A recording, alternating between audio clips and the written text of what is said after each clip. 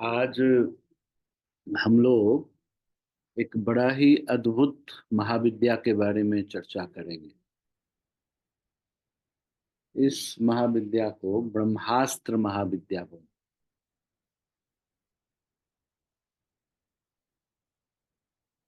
जानते हैं, ब्रह्मास्त्र महाविद्या भगवान राम को दिया था विश्वामित्र ने, और वो यही था बगलामुखी का आराधना।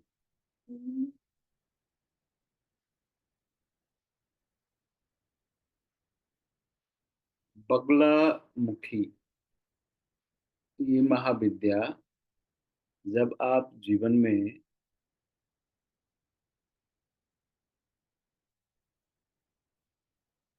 हर एक चीजों को बहुत क्लैरिटी से देखने लग जाए, तो सिर्फ देखने से काम नहीं हो।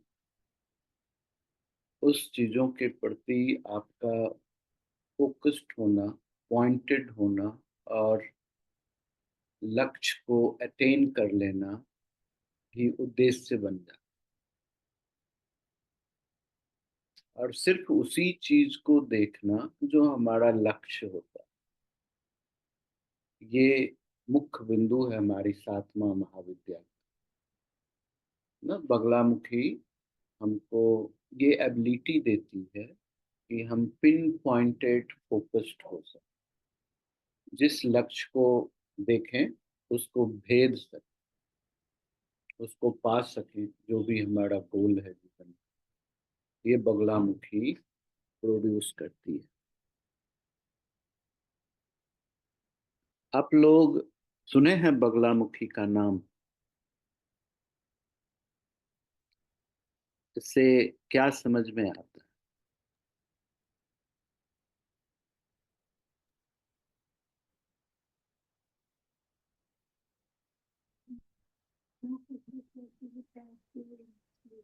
क्लैरिटी देती है सर हमें। हम्म हम कंफ्यूजन में है तो बगलामुखी का प्रार्थना से हमें क्लैरिटी और रास्ता आ जाएगा सर।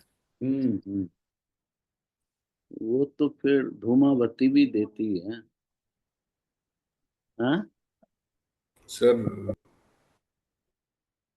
डॉक्टर साहब ये पिन पॉइंटेड फोकस देती है, हाँ शार्प अटेंशन फोकस।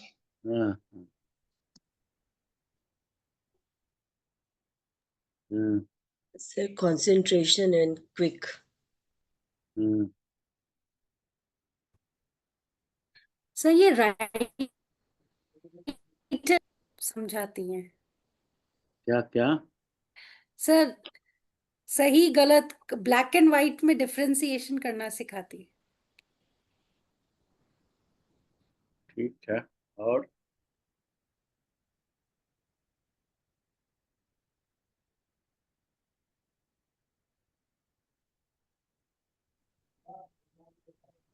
शत्रुओं को कंट्रोल में रखने के लिए इनकी विद्या बहुत पावरफुल रहती है डॉक्टर साहब। आपके शत्रु कौन है? शत्रु तो वही है डॉक्टर साहब, अपने जीवन में जो क्रोध मत्सर यही सब। लेकिन वास्तव में क्या बगलामुखी का उपासक इस चीज के लिए काम करता है? वो तो किसी व्यक्ति विशेष को हार्म करने के लिए काम करता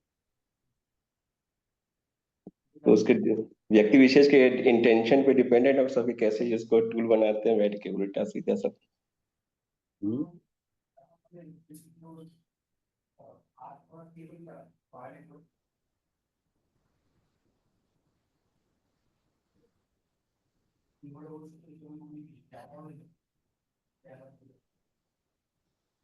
मतलब वो देवी ऐसे वो दिखाते हैं ना, एक इंसान का जीव ऐसे खींच के निकाल देती है, तो उससे बोलते हैं कि तुम शांत मौन हो जाते हो तो फिर माइंड कंट्रोल में आता है, और माइंड से ही जो शत्रु या डिस्ट्रैक्शन होता है वो सब आता है, उस तरह का कुछ है।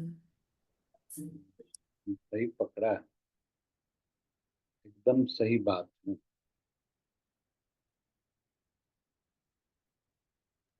मतलब मौन हो जाना चाहिए डॉक्टर साहब।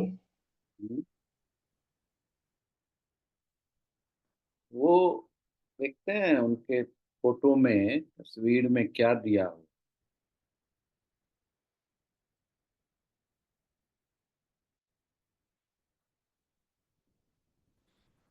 कि वो एक आदमी का टंग पकड़ के अपनी ओर खींच रही है।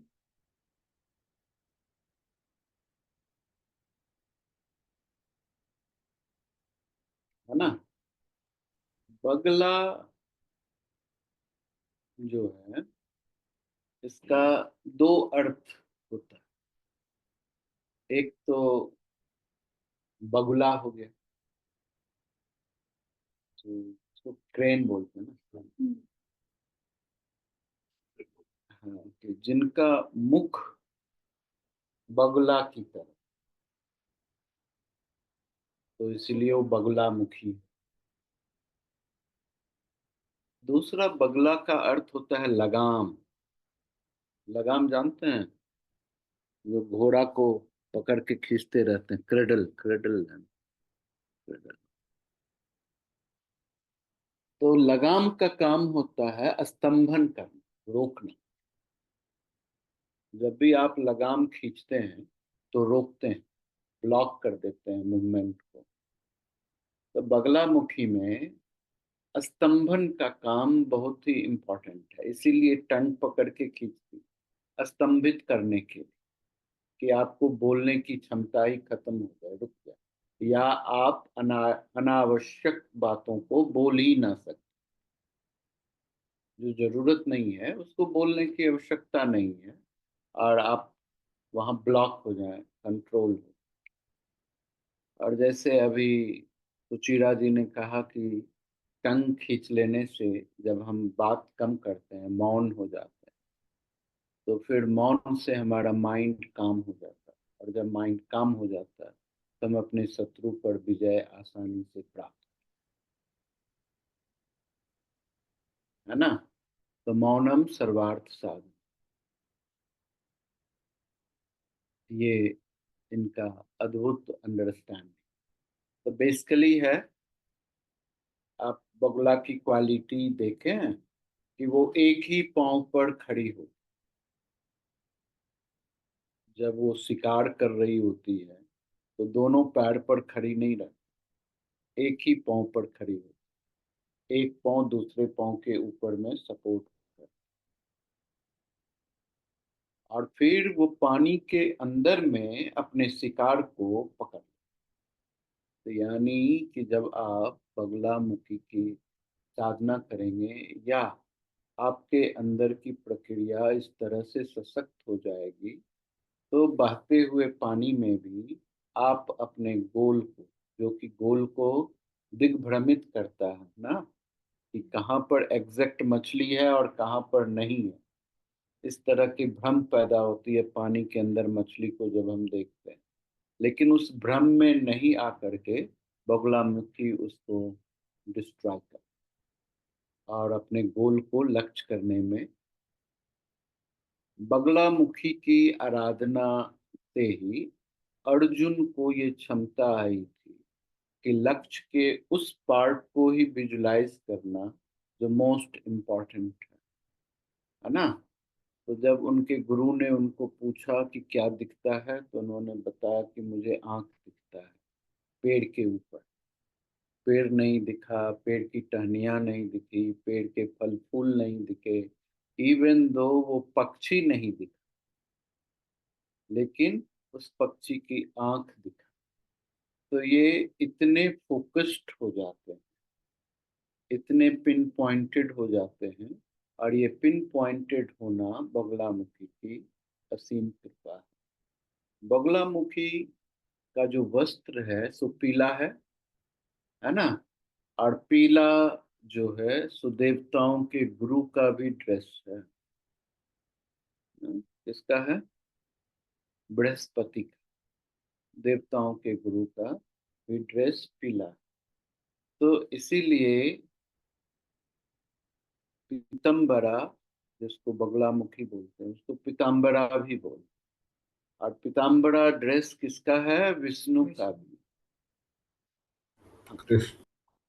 कृष्ण का, है ना। विष्णु भी उसी अवतार में हैं।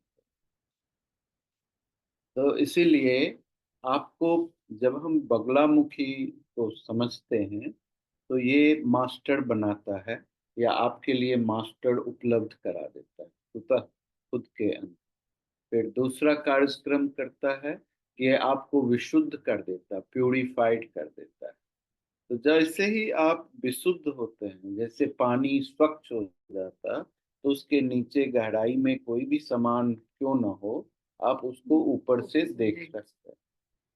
तो उसी तरह जब आप अंदर से प्योर हो जाते हैं, और वो प्योरिटी बगुलामुखी लाती है, तो उसमें आपको इतनी पावर होती है कि उस पावर से आप कितना भी हिंड्रेंस क्यों ना हो, लेकिन आप उस हिंड्रेंस के पीछे जो गोल है आपका, आप उसको समझ सकते हैं, देख सकते हैं, और उसको साध्य करके आगे की ओर बढ़ सकते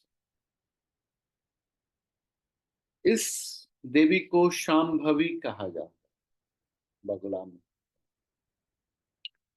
शांभवी भी एक ऐसी क्रिया है, या एक शांभवी का मतलब ये होता है कि पावर ऑफ शांभव, है ना। जो शांभव की शक्ति है वो शांभवी होती है। शांभव कौन है, ये समझना।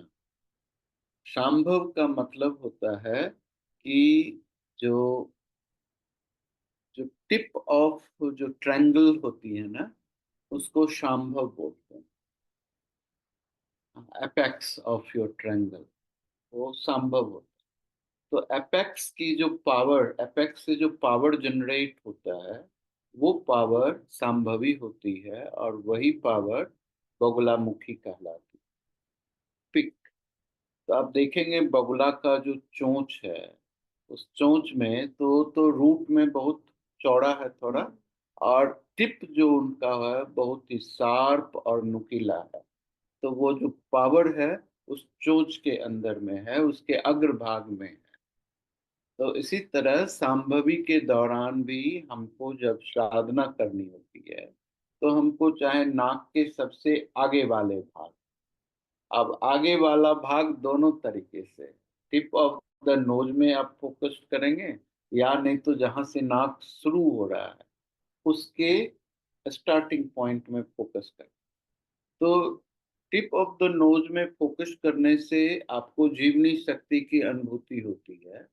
लेकिन जब आप रूट ऑफ नोज पर फोकस्ड होते हैं, वहां पर शांभवी, उसके फोकस होने को कहते हैं शांभवी मुद्रा का। तो आई बॉल को अपवर्ड डायरेक्शंस में रोल करके और दोनों आई ब्रो के बीच में फिक्स कर देना,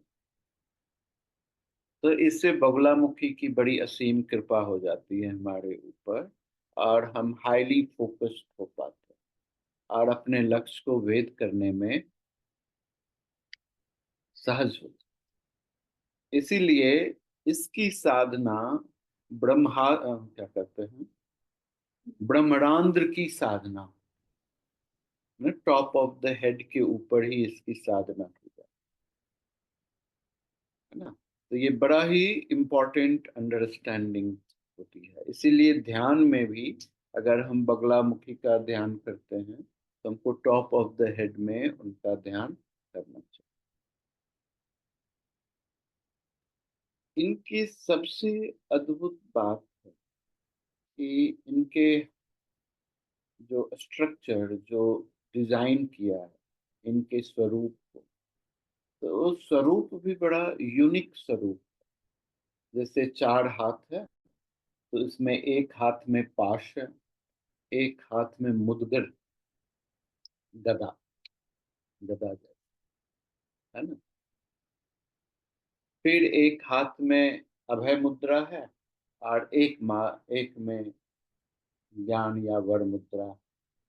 तो एक से डर हटा देती है, दूसरे से आशीर्वाद दे देती है, और तीसरा से जब भी अप्रोच करती है तो एज ए होल कर अटैक जो करती है, जब किसी को डिस्टर्ब करना है या किसी दुश्मन को मारना है, तो वो पार्शियल अप्रोच नहीं, होल अप्रोच, तो कंप्लीटली उस चीज को डिस्ट्रॉय करती है। जैसे मैं किसी आदत में हूँ, बुरी आदत में, तो बगलामुखी के द्वारा वो बुरी आदत पूर्ण रूप से खत्म, ये बेनिफिट होता है बगलामुखी का। और किसी को भी आप अपने बंधन में बांध सकते, अपने अनुकूल कार्य करवा सकते, इस शक्ति में ये ताकत। तो इसीलिए पास है, पास का मतलब होता है बांधने वाला। जो आप बांध लेंगे तो आप हमारे वश में रहेंगे, आप इधर उधर जाने। तो पास का उपयोग किसी शत्रु को बांधने के लिए नहीं है, अपने अंदर के अंतर विवेक को ही बांधना होता है। जो हमारा सद्विचार है, जो हमारी उत्तम क्वालिटीज है, उसको बांधने का होता है कि मेरी वो क्वालिटी किसी भी कंडीशंस में डिस्टर्ब नहीं हो या डैमेज नहीं हो किसी और शत्रु के द्वारा, है ना। तो इसमें पास का उपयोग इस तरह से किया जाता है कि आप अपने जीवन के बेस्ट क्वालिटीज को होल्ड कर लें और रेस्ट क्वालिटीज को छोड़, मुक्त। अब उस होल्ड करने से ये बेनिफिट आता है कि किसी भी आपके जीवन में कैसा भी सिचुएशन क्यों ना हो, उस सिचुएशंस के दौरान आप बड़े आसानी से अपने क्वालिटी के साथ सस्टेन करेंगे और अपनी क्वालिटी से दूर नहीं। जैसे अभी हमने एक व्रत लिया कि मुझे झूठ नहीं बोलना, सत्यव्रती को हमने बगुलामुखी के पावर के द्वारा बांध दिया। बांध देने के बाद अब हमें क्या होता है कि ऐसी सिचुएशन आती कि हमारा ये विवेक, इंटेलिजेंस जो है, इंटेलेक्ट कहता है क्या होगा, थोड़ा झूठ तो बोल रहा है, एक का जान बच रहा है या इससे इतना बेनिफिट हो रहा है, इससे तुम अपमानित नहीं होगे, लोग क्या बोलेंगे इसकी चिंता नहीं रहेगी, बोल ही तो दो, क्या फर्क पड़ेगा। लेकिन जब आप बगलामुखी के साधक हैं तो वो आपको बोलने ही नहीं देते, आपके टंग को होल्ड कर, किसी भी हालात में झूठ नहीं। ये एक एग्जाम्पल है ना। जैसे आपने व्रत किया कि मैं किसी भी स्थिति में घूस नहीं लूं, तो आप अच्छे पोजीशंस में हैं। अब आपकी सरकमस्टांसेस ऐसा बन रही है कि इस सरकमस्टांसेस में आपको फोर्स किया जा रहा है कि आपको घूस लेना ही पड़ेगा, नहीं लेंगे तो सरवाइव नहीं करेंगे आप। ठीक है। तो अगर बगलामुखी के साधक हैं तो सरवाइव करें या ना करें, आप घूस की तरफ देखेंगे, है ना। तो इसलिए बड़ा यूनिक देवी, इसलिए ब्रह्मास्त्र कहते हैं। जब भी ब्रह्मास्त्र का उपयोग होना ना, ब्रह्म का अस्त्र, जब भी ये उपयोग में आता तो ये फेल नहीं होता, और ये जब तक लक्ष्य भेद नहीं करता तब तक रुकता भी, चाहे सिचुएशन कैसा भी। तो सबसे बड़ा अस्त्र इस यूनिवर्स में, इस ब्रह्मांड में जो एग्जिस्ट करता है, वो ब्रह्मास्त्र, ब्रह्म, है ना। तो इसीलिए हमको बहुत ही अद्भुत शक्ति के बारे में हम लोग जानकारी हासिल करेंगे धीरे धीरे, क्योंकि ये एक ऐसी शक्ति है जिसको जितने शांत और स्थिर होकर आप समझने की कोशिश करेंगे, जीवन में उतनी क्लैरिटी बढ़ती है।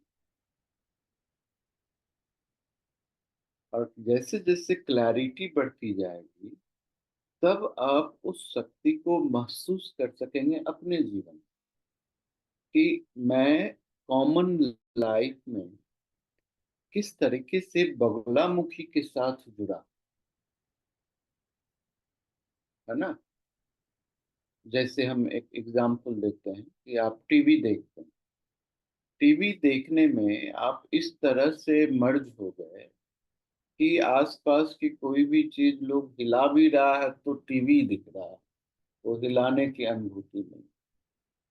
काम करते समय आप ऐसे काम में मर्ज हो गए कि सामने से कोई सामान उठा के चला गया, आपको पता नहीं, है ना। ये सब बगला में। या आप जिद कर लिए कि जब तक मैं इसको अचीव नहीं करूं तब तक छोड़ूं, यानी कि आप अचीव किए एज ए होल, मोटा मोटी चीजों को पा भी लिए, लेकिन जो उसकी फाइनेस्ट अंडरस्टैंडिंग है, जब तक आप उसको भी नहीं पाएंगे शांत नहीं, आपको वो पाना ही पड़ेगा। तो कितनी बड़ी क्वालिटीज जीवन में आ जाए। तो इसीलिए इससे बड़ा अद्भुत बात है कि किसी भी तरह की प्रोग्रामिंग को ऑर्गेनाइज कर सकते, यानी कि आदमी के लिए कोई भी चीज ऐसा फिर बचता नहीं जिसका लक्ष्य वेदन आप नहीं कर। इवन दो सीधे परम आत्म से, परमात्मा से मिलने की बात हो, मर्ज होने की बात हो, या खुद में परमात्मा को महसूस करने की बात हो, सारे लक्ष्य का भेदन ये कर। और इनकी सुरक्षा इतनी स्ट्रांग सुरक्षा है कि फिर उसको बाहर से भी कोई भेद करके अंदर नहीं आ, यानी कि आप डिस्टर्ब हो ही नहीं सकते। अगर इनकी कृपा होती है तो डिस्टर्बिंग एजेंट बहुत है, लेकिन आप फिर भी फोकस्ड, है ना। जैसे शांति की बात होती है, जब आप अंदर से शांत होते हैं तो बाहर में कितना भी शोरगुल होगा तो आप एकदम शांत रहेंगे, कुछ भी असर नहीं पड़ेगा इस हल्ला गुल्ला, आप अपने काम में फोकस्ड रहेंगे। तो ये बगुला मुखी है, उसकी वजह से, है ना। जैसे पानी कितना भी ऊपर नीचे कर रहा, लेकिन बगुला अपने लक्ष्य में निर्धारित, है ना। ये चीज है, बहुत ही अद्भुत बात है ये कमल के आसन पर विराजमान है। कमल के आसन पर विराजमान होने का मतलब होता है कि जिनका जो आसन है वो प्योरिटी। कमल क्या है? Symbol of purity. लेकिन जो अपने आप से रूटेड, अपने आप से जो अपरूटेड होकर के प्योर होता है, उसकी वैल्यू नहीं, वहां वो नहीं विराज। जो अपने रूट से रूटेड, अपने मूल से जुड़ा हो, उसके लिए बगलामुखी बेहतरीन प्रोग्राम। पाँव फैलाओ।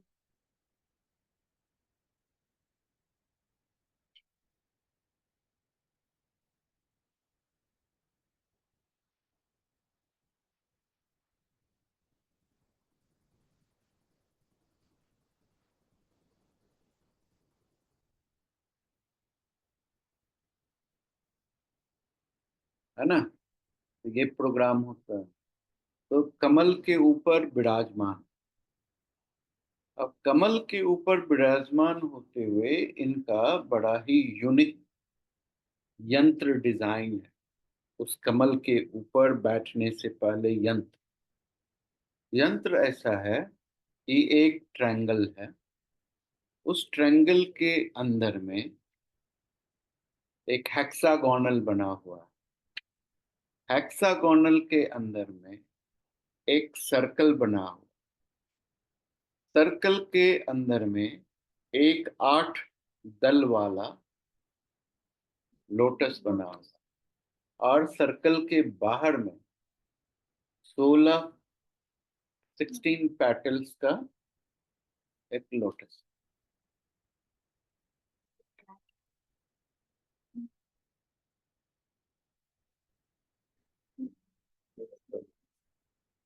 सर्कल के बाहर और सर्कल के,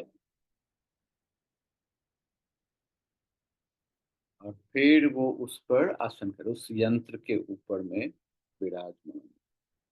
तो हमको इसको इस यंत्र को महसूस करना होता है। तो जैसे ही यंत्र वो डिजाइन होता है तो काम फटाक से होता है। तो ये बगलामुखी का यंत्र इस तरह से डिजाइन।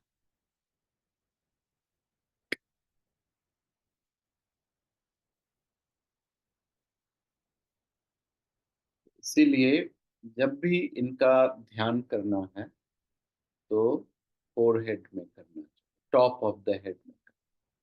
क्यों करना चाहिए कि टॉप हेड में ही ये यंत्र डिजाइंड, जो आपका सरकमफेरेंस जो आपके हेड का है वो सर्कल है, और जब आप इस सेंटर से इस सेंटर को मिलाते हैं तो वो ट्रायंगल के ऊपर सरकमफेरेंस।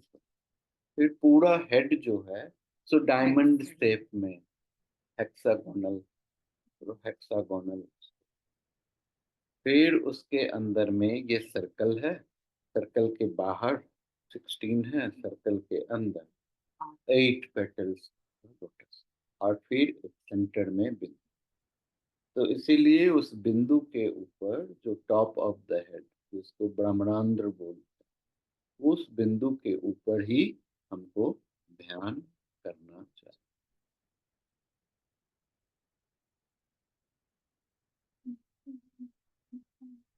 क्या हो गया? हम्म।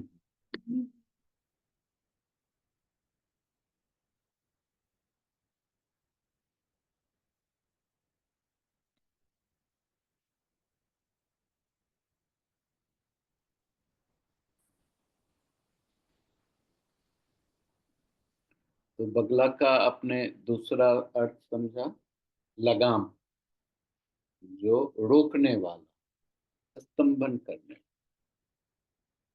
तो जब भी किसी तरह की एक्टिविटीज जो नुकसान दे,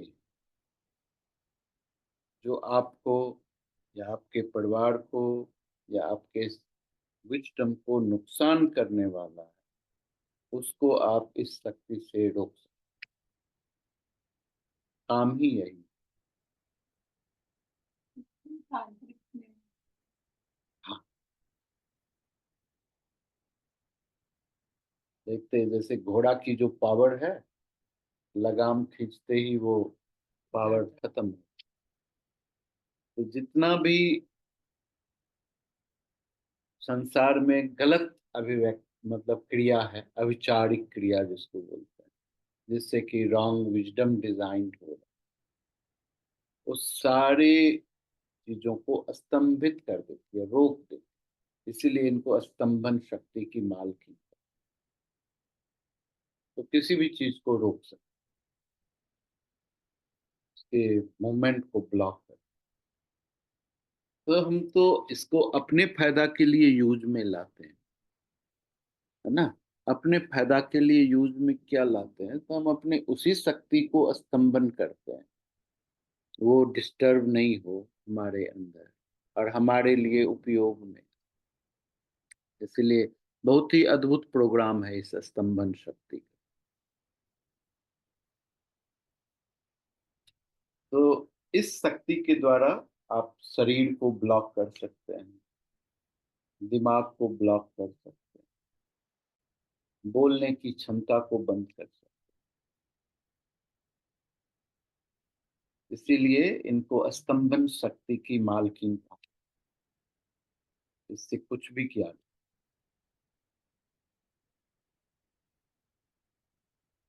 और जो 6 तरह की क्रिया है, षट्क्रिया मारना, हाँ, स्तंभन, मार, मोहना, मोहन, उच्चाटना, द्वेषण एंड उच्चाटन, ये तांत्रिक क्रिया। तो ये सारी क्रियाएं अब बगुलामुखी के द्वारा एक्शन में ला, क्रियान्वित कर सकते हैं सारी। अब इस क्रियाओं में अर्थ समझना। स्तंभन तो आपने समझ लिया, जो भी चीज आपके अंदर में है तो उसको आप नुकसान करने वाला है तो उसको रोको। जैसे आप सिगरेट पीते हैं और अचानक से सिगरेट छोड़ दिए तो ये स्तंभन, ये अंदर में डिजायर भी हो रही है लेकिन अंदर की शक्ति उस डिजायर को ब्लॉक कर दी, नहीं तुमको अब नहीं पीना तो नहीं। स्तंभ। मुझे रोज 4 बजे उठना है तो 4 बजते ही हमारी आंखें खुल जानी चाहिए और स्प्रिंग की तरह बेड से बाहर आ जाना। तो ये शक्ति, तो इस तरह की जो प्रक्रिया हम अपने डे टू डे जीवन में यूज करते हैं तो वो स्तंभन। फिर होता है मारण। मारण का मतलब होता है मारने वाला, जो मार दे, किल कर। लेकिन आप अपने जीवन में किस चीज को किल करना आंतरिक दुश्मन। है ना, आंतरिक दुश्मन जो को मारना चाहिए, या आपके अपने खुद के अंदर में लगता है कि ये मेरे लिए बहुत ही विनाशकारी अंडरस्टैंडिंग है, इसको मार देते हैं। तो मारण का प्रयोग दूसरे को मारने के लिए नहीं,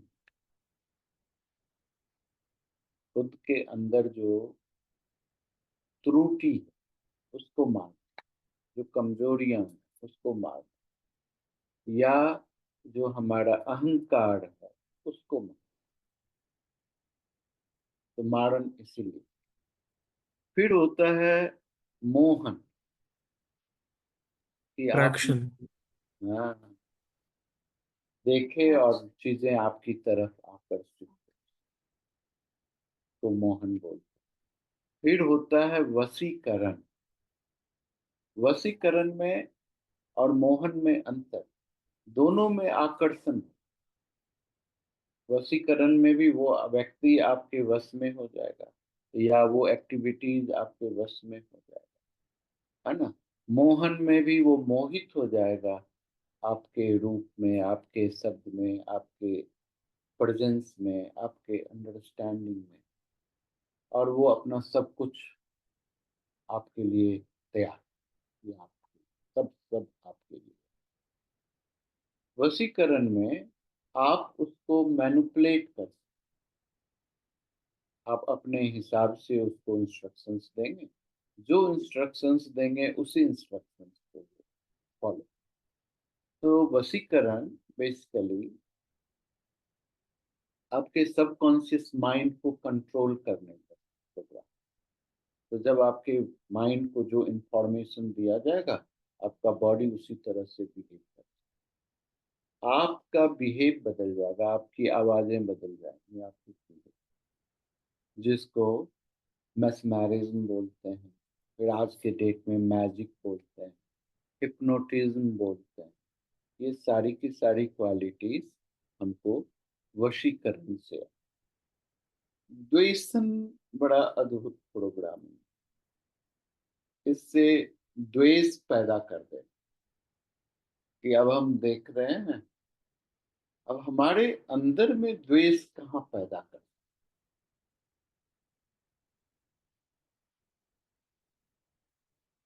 तो हम द्वेष पैदा करते हैं अपने मनोभाव और अपने बुद्धि के बीच, कि ये दोनों खतरनाक और दोनों प्रबलता के साथ हमको ब्लॉक करने की कोशिश करते। तो इन दोनों के बीच में द्वेष कर दें, कि बुद्धि अपनी बात करे, मनोभाव अपनी बात करे, दोनों हमको किसी भी तरीके से हमारी चेतना को डिस्टर्ब, तो उसको द्वेष पैदा कर दें। तो इस तरह से जब हम द्वेष पैदा करते हैं तो फिर ये दोनों अपने आप में ही उलझ के शांत हो जाता है और आपकी चेतना शक्ति आपको उत्कृष्ट स्थान पर लेकर के चली जाती है। उसके बाद होता है उच्चाटन।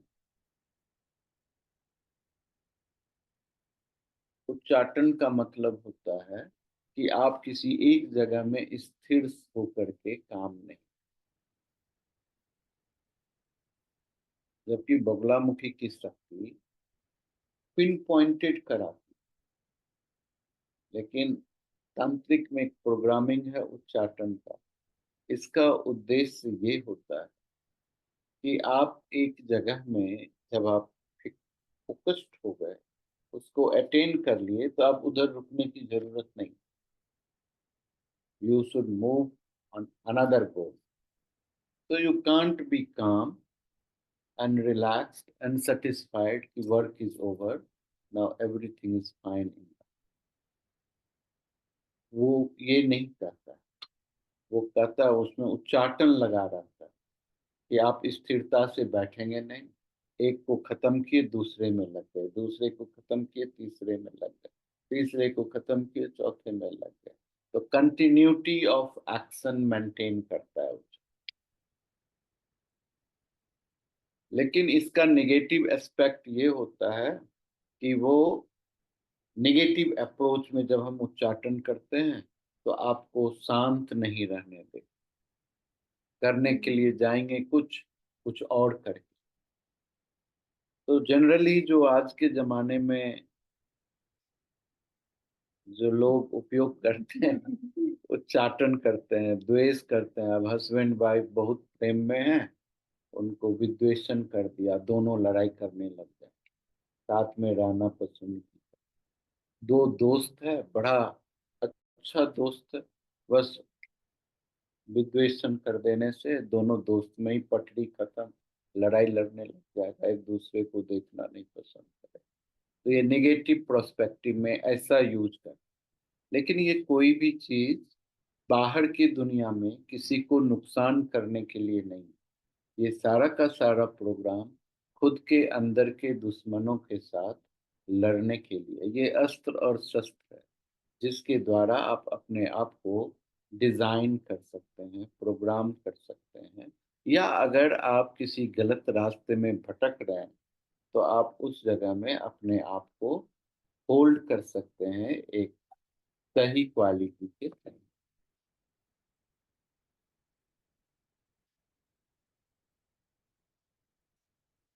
पावर आया तो ये एक तरीके का टेस्ट है कि आप पावर को किस में यूज करेंगे। 1 पॉइंटेड कर दिया ना पावर को। क्लैरिटी आ गया, कंफ्यूजन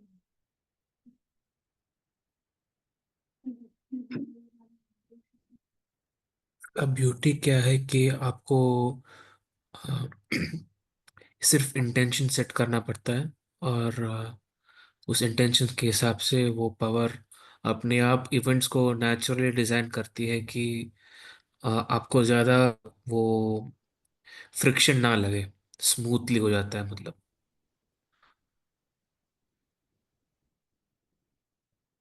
जैसे कि आपने बोला था कि अगर कोई स्मोकिंग कर रहा है और स्मोकिंग को छोड़ना चाहता है, उसको सिर्फ वो इंटेंशन सेट करना है, और वो उसको नेचुरली छोड़ देगा। मतलब ऐसा नहीं है कि अरे मैं क्यों छोड़ रहा हूँ, वो इंटेंशन का वो थॉट नहीं आता।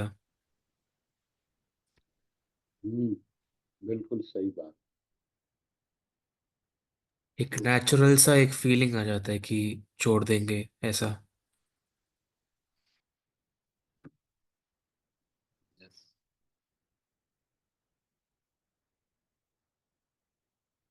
बहुत बढ़िया। और कुछ नई बात आप लोग कुछ बताएंगे? इसको दंडनाथ भी बोलते हैं। हम्म। जो ललिता सहस्त्र नाम का जो त्रिकूट है, हम्म। उसमें ये शक्तिकूट का मालकिन है, वराही क्यों भी बोलते हैं इसको। हम्म। तो इनका जो शक्ति है उसमें आता है कि अ,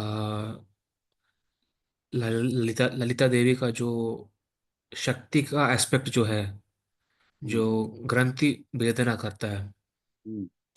उनका ये शक्ति है। हम्म।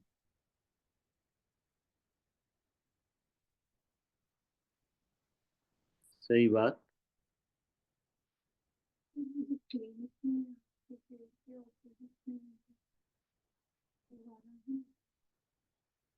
हम्म।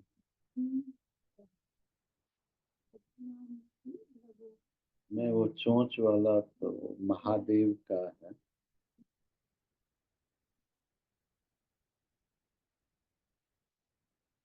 हिरण्यकश्यप, हाँ, जो नहीं करता दिन में नहीं, रात में नहीं,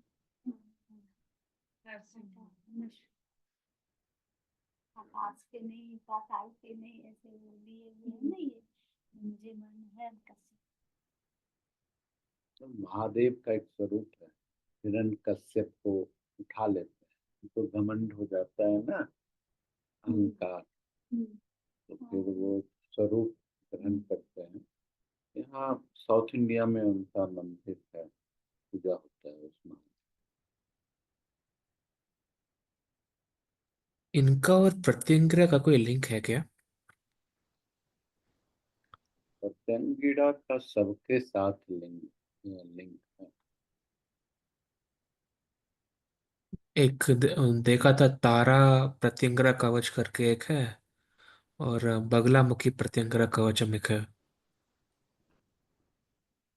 सारी देवी एक ही है, अंतर नहीं है ना। प्रयोग में थोड़ा अंतर रहता है बस, बट शक्ति एक ही है।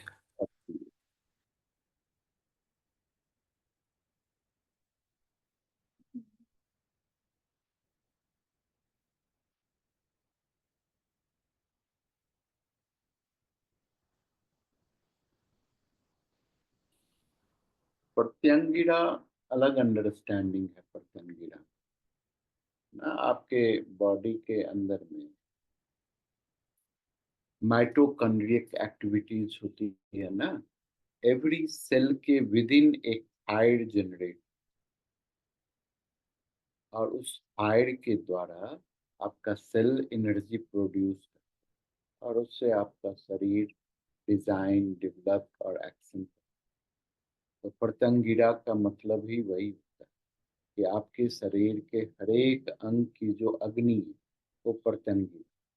तो हमारे शरीर में जो सेल्स के अंदर जो माइट्रोकॉन्ड्रियक एक्टिविटीज से जो फायर जनरेट हो रहा है, वो फायर प्रत्यंगिरा, प्रत्यंगिरा देवी।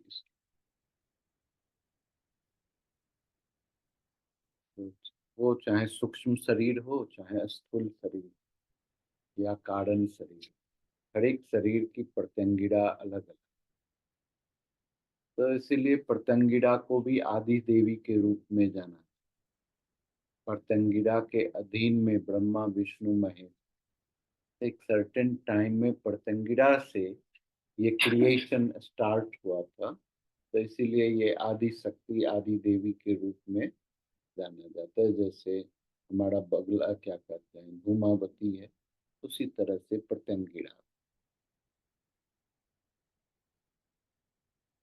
एक विपरीत प्रत्यंगिरा है। तो जितना भी काम बगलामुखी करती है, वो सारा काम विपरीत प्रत्यंगिरा करती है। तो तंत्र के ये 6 क्रिया जो है, वो सारी क्रिया विपरीत प्रत्यंगिरा में उपलब्ध। तो इनका भी जो विद्या है ब्रह्म विद्या ही कहलाता है, और बगलामुखी की भी विद्या ब्रह्म विद्या का है। प्रत्यंगिरा को बोलते हैं अथर्वण भद्रकाली, जो अथर्वण वेद का जो प्रयोग का जो देवी वो अधिष्ठात्री है, वो हम्म अथर्वण भद्रकाली कहलाती है। हम्म तो अथर्वण वेद जो है वो पूरा प्रयोग के ही वेद है। हम्म और उस उनका जो मालकिन है, रक्षा करने वाला और अधिष्ठात्री जो है, वो आ, अथर्वण भद्रकाली, जो पत्र प्रत्यंगिरा बोलते हैं। हम्म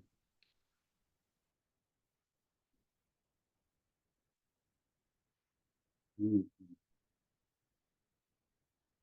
हाँ, ये तो है ही, इसमें तो कोई बात नहीं है। लेकिन ये तो हम चर्चा कर रहे हैं वो सबसे बियॉन्ड स्टेट, वहां से प्रत्यंगिरा शुरू।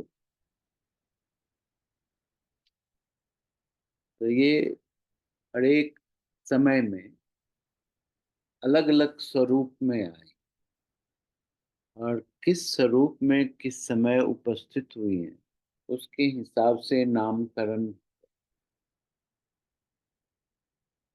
और उस नामकरण के हिसाब से उनकी एक्टिविटीज डिजाइन हो गई कि जिस पर्पस से वो उपलब्ध हुई, वो पावर जनरेट हुआ, अकॉर्डिंगली उनका नाम।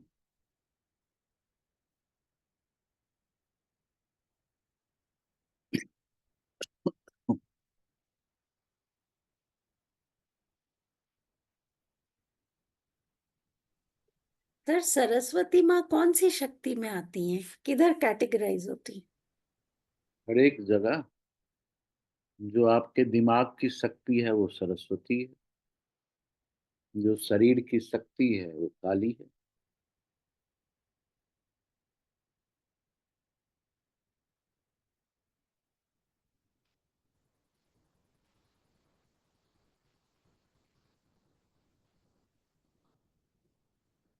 हर एक जगह तो सरस्वती माँ ही आ रही है ना। सारी प्रक्रिया सरस्वती माता, फिर उसके बाद प्रक्रिया लक्ष्मी माता का, काली माता की प्रक्रिया तो शुरू शुरू में रहा, स्टार्टिंग फेज। जब आप ग्रोथ कर जाती हैं तो फिर सब दिमाग की प्रक्रिया। तो जितने भी असुर हैं वो दिमाग है, माइंड है। जब भी आपका माइंड हार्मोनाइज हो जाता है तो आप सुर होते हैं, और जब आपका माइंड अनहार्मोनाइज रहता है तो आप असुर हो। तो ये हार्मोनाइज और डिसहार्मोनाइज माइंड के बीच में हमेशा लड़ाई चलती। डिसहार्मोनाइज माइंड सोचता है कि जब चीजें डिसहार्मोनी में रहेगी तो फिर हमारा आधिपत्य, कोई भी चीज सिस्टमेटिक ढंग से फ्लो नहीं करे। ये पर्पस है असुर का।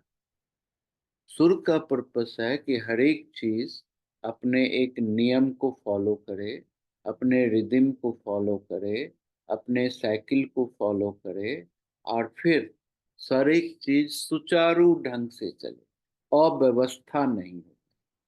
ये सुर है। तो जितने भी प्रक्रिया, जितने भी राक्षस हुए हैं, जिसका उद्धरण शक्ति के पाठ्यक्रम में हम लोगों को मिलता है, वो सारे के सारे राक्षस माइंड माइंड ओरिएंटेड है ना। सब माइंड ओरिएंटेड है। जो जैसे महिषासुर था, तो महिषासुर का जो अंडरस्टैंडिंग है बहुत ही अद्भुत है। महिषासुर बाइपोलर, उसकी माँ भी बाइपोलर है ना, इसीलिए उसकी माँ महिषी थी। महिषी क्यों थी? क्योंकि उसके कुछ समय एक अलग कैरेक्टरिस्टिक होता था और कुछ समय में वो जानवर बन जाती थी महिष, है ना। ये तो जब दो कैरेक्टरिस्टिक्स आपको बनते हैं तो बाइपोलर होता है, और कुछ कैरेक्टरिस्टिक्स बहुत स्पेसिफिक हो जाते हैं कुछ दिनों के लिए तो सिजोफ्रेनिक हो जाते हैं। ये दोनों मेंटल डिसऑर्डर। वैसे ही एक राक्षस था अपस्मार, जो पार्वती के ऊपर अटैक किया तो पार्वती की बुद्धि हट गई।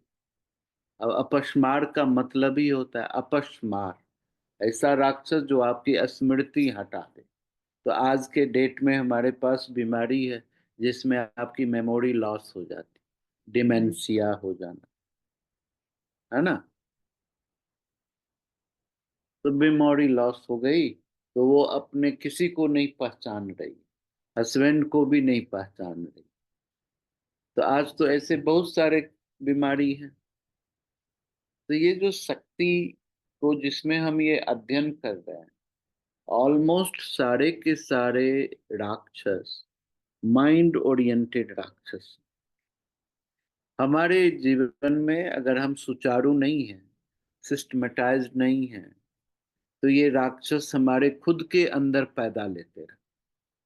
और जब हमारे अंदर ये राक्षस पैदा लेते हैं, असुर, तो फिर वो हमारे जीवन के सौंदर्य को डिस्ट्रॉय करते हैं, जीवन के अंदर ऑब्स्टिकल्स पैदा कर देते हैं, जीवन के कंटिन्यूटी के अंदर रुकावट पैदा कर देते हैं, और फिर हमारा जीवन बड़ा ही दर्दमय हो जाता है ना। तो ये प्रक्रिया अंडरस्टैंडिंग थी हमारे देवी देवताओं के बीच में सरस्वती की कृपा। अगर सरस्वती कृपा करेगा तो आपका माइंड सुचारू ढंग से चलेगा, सुर की अवस्था मेंटेन रहे। अगर सरस्वती विमुख हो गए तो आप असुर बन जाते हैं। पढ़े लिखे रहेंगे फिर भी असुर रहे।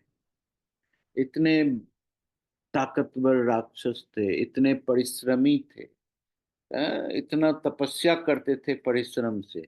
इतनी तपस्या कोई देवता नहीं करता। देवता एक दिन के फिजिकल मेहनत में टुई थक जाते थे, लेकिन ये राक्षस कितना मेहनत करते। विद्वान थे, अनुभवी थे, लेकिन अपनी विद्वता का उपयोग डिसहार्मोनी पैदा करने के लिए। इसकी वजह से वो कभी भी सुर नहीं हो पाए। सुर का मतलब होता है रिदमेटिक साउंड ना, वो सुर होता है। तो जीवन में जब आप रिदमेटिक हैं तो सुर हैं, देवता है। अगर आप रिदमेटिक नहीं हैं तो असुर हैं, राक्षस बन गए। तो आप देखो इस पूरे दुनिया में नजर उठा के अपने आसपास में, न्यूज़पेपर में, कि कितने सुर दिखते हैं और कितने असुर दिखते हैं। असुर ज्यादा बिकते हैं। हाँ, तो इसीलिए इस असुर के बीच में सुर मेंटेन करने के लिए देवी की आराधना बड़ा इम्पोर्टेंट है, कि उस शक्ति के द्वारा आप अपने असुर से दूर करें और सुर के साथ ग्रोथ करें। सर आजकल तो असुर ही दिखाते हैं ज्यादा, सुर की चीज तो कोई दिखाता ही नहीं। तो वहां भी क्या शक्ति की कमी है? नहीं नहीं, अपने अंदर के असुर को मार देंगे तो हाँ, सुर दिखने लगे। कितने भी शोरगुल है ना, नॉइज, हाँ। अगर उसमें एक रिदमेटिक टोन बजता है तो आवाज जो बाहर का, वो खत्म होकर के उस टोन में हम फोकस करें। तो सर इसीलिए सरस्वती के पास वीणा है, हाँ, रिदम लाने के लिए। बिल्कुल बिल्कुल बिल्कुल। सर एक चीज और पूछनी थी, बगलामुखी में आपने पीला बोला, क्या इनका मणिपुर चक्र से भी कोई कनेक्शन? नहीं, है ना, या उससे? है जी, मणिपुर। क्योंकि वहां भी आप वही करते हैं जो मैं चाहता हूँ उसमें फोकस। अगर आप देखें तो मैं चाहत भी वही चीज है, फोकस की तरह। सही है, आपने एकदम सही है।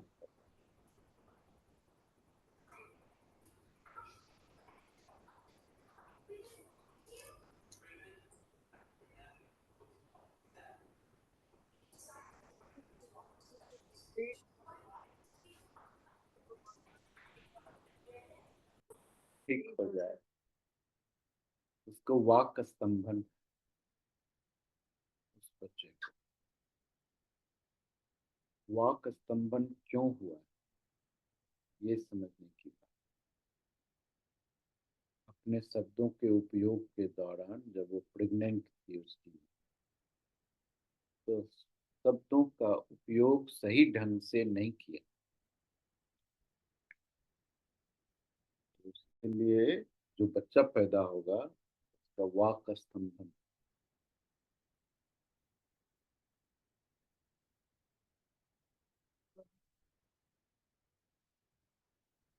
बगलामुखी से होती। हम लोग तो एक पूजा किए थे ना बगलामुखी का, आप थे?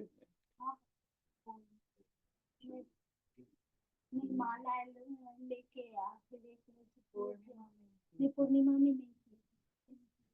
सब आदमी येलो कलर का पहन के नवरात्रि में किए, मुझे याद नहीं। हाँ,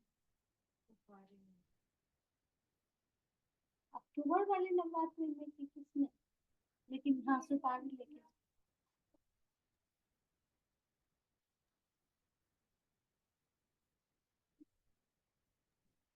अर्ची, वो जो लास्ट ईयर का आपने बताया था, गुरु का जो डिस्क्रिप्शन था 11th आवरना में, उसी आवरना का शक्ति महापादुका है क्या?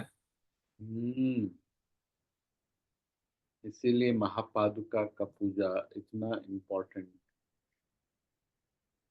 गुरु के पादुका का ही पूजा किया जाता क्योंकि उस पादुका ने सब कुछ देखा हुआ है जो आप चाहते हैं। है। जी। वो पूरा जर्नी उनके साथ रहा है इसी। हम्म।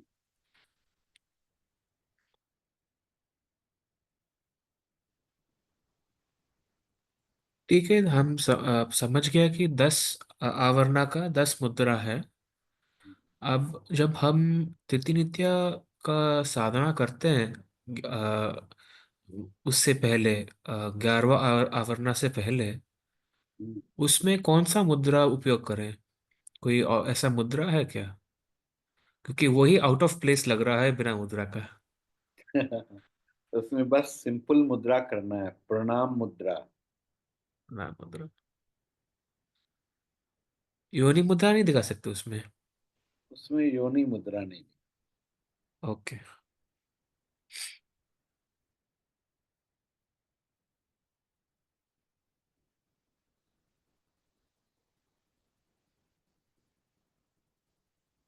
अभी 1 वीक से मैं वो रोज कर रहा हूँ 2 बार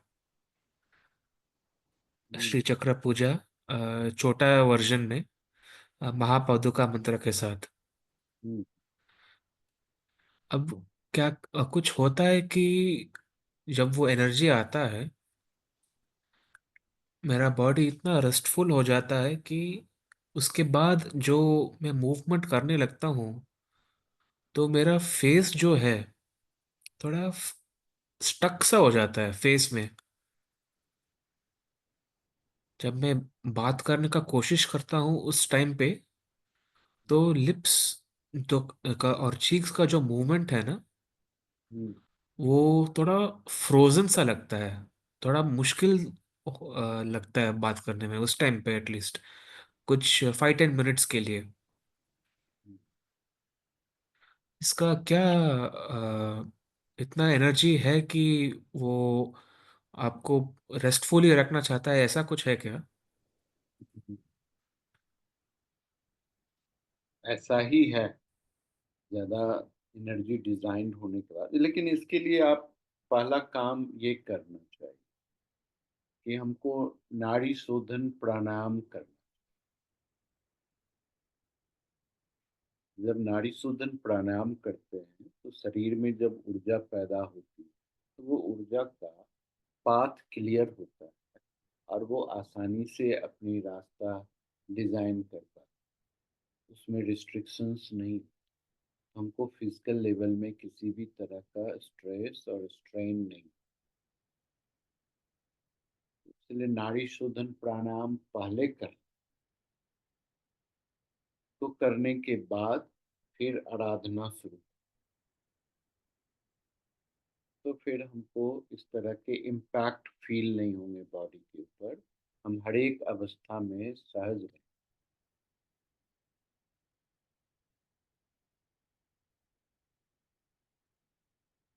तो एक अपनी आती है जो लिखती, थोड़ा सा फोकस्ड होती है तो बॉडी में जर्क होने लगे, जैसे एनर्जी कंसंट्रेट होने लगा तो बॉडी अनस्टेबल हो जाए। तो तैयार नहीं है बॉडी उस एनर्जी की। तो इसलिए पहले प्रिपरेशन जरूरी है, और प्रिपरेशन करने के बाद जब हम साधना करते हैं तो फिर हमारी चीजें बेहतरीन, फिर दिक्कत नहीं आनी चाहिए मेरे दृष्टि।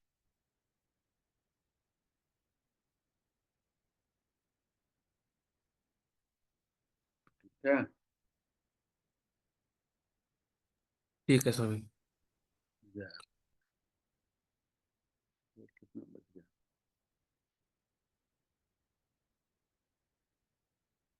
तो आज हम क्रिया छोड़ दें।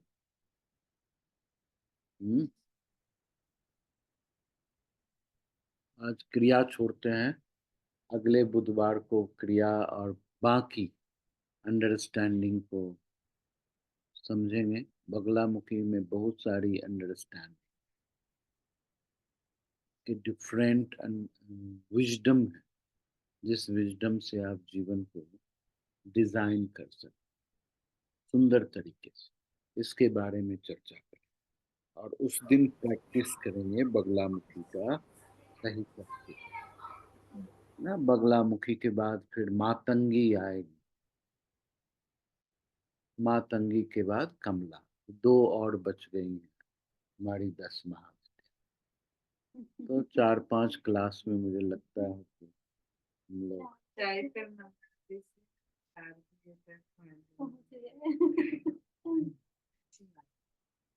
सर एक सवाल और था, जितने भी अपन अभी यंत्र की बात कर रहे हैं, क्या ये ऐसे ही फॉर्म होना चाहिए कि किसी और फॉर्म में भी हो सकते हैं? जैसे अपन महाविद्या की बात कर रहे हो तो किसी भी फॉर्म में और तरीके से यंत्र बन सकता है ना?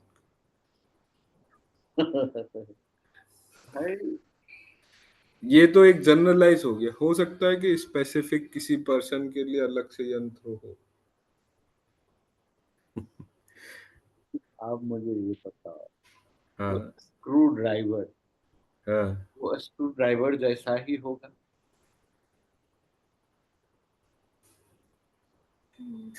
है ना? हाँ यंत्र, इंस्ट्रूमेंट। अब उस स्क्रू ड्राइवर में वेराइटीज जरूर, हाँ इलेक्ट्रॉनिक्स वाला है, इलेक्ट्रिकल वाला है, फलाना है, मैग्नेटिक स्क्रू ड्राइवर है, वेराइटीज ऑफ टिप्स हैं उसके। कोई स्क्वायर है, कोई हेक्सागोनल है, कोई पिन पॉइंटेड वाला है ना? लेकिन हाँ सारा तो स्क्रू ड्राइवर, तो किस काम के लिए उपयोग में आएगा वैसा यंत्र चूज कर। लेकिन जिस स्क्रू के लिए जैसा स्क्रू ड्राइवर चाहिए वैसा ही स्क्रू ड्राइवर लेना पड़ेगा। किसी और स्क्रू ड्राइवर से उस स्क्रू को खोलने में वो डैमेज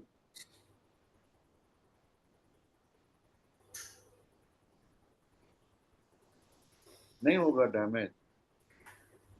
हाँ सर, वो मैं समझ रहा हूँ। वो मेरा सवाल ये था कि जैसे अभी 8 दल और जो अपन ने डिस्क्रिप्शन किया यंत्र का, तो मेरा ये पूछने का सवाल था कि वो ही मापदंड से ही वही यंत्र बनेगा कि उसको अलग तरीके से भी बना सकते हैं? मेरा वो प्रश्न था कि ये नहीं कि जैसे 8 दल हैं तो वो सीक्वेंस वैसा रहना चाहिए। वो मेरे को समझ आ गया जो आप बोल रहे हो उससे, लेकिन क्या अलग अलग पर्सन्स के लिए इसमें भी चेंज हो सकता है? हाँ? नहीं नहीं, इसमें नहीं चेंज हो। हाँ वो स्ट्रक्चर है ना, हाँ स्ट्रक्चर कैसे बदला? उस स्ट्रक्चर से ही तो एनर्जी डिजाइन हो ब्लूप्रिंट है ना। है। हम्म, Look, समझ गया। वो नहीं बदलेगा, हाँ, तो बदलेगा अनुभूति।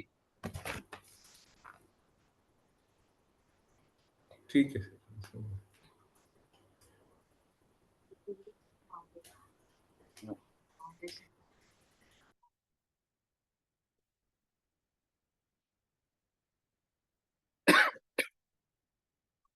ठीक है, फिर हम आज यही क्लास शांत कर देते हैं, है ना? अगले सप्ताह में फिर शुरुआत करेंगे। Thank you sir. Thank you, sir. Good night. Thank you sir. प्रणाम गुरुदेव। जय हो, जय हो। प्रणाम सर। प्रणाम प्रणाम।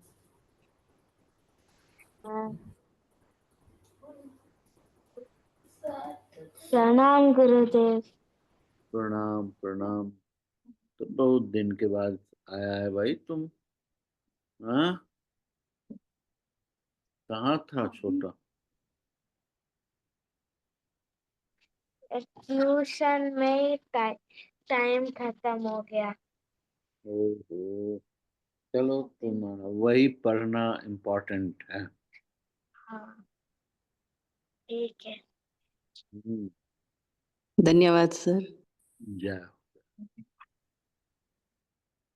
आज तो बहुत प्रणाम सारे सर।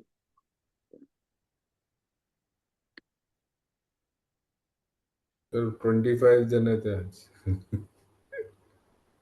बगलामुखी जरूरत है।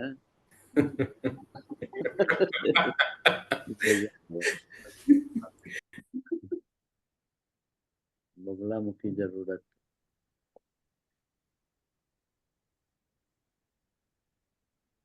चलिए, जय हो। जय हो सर।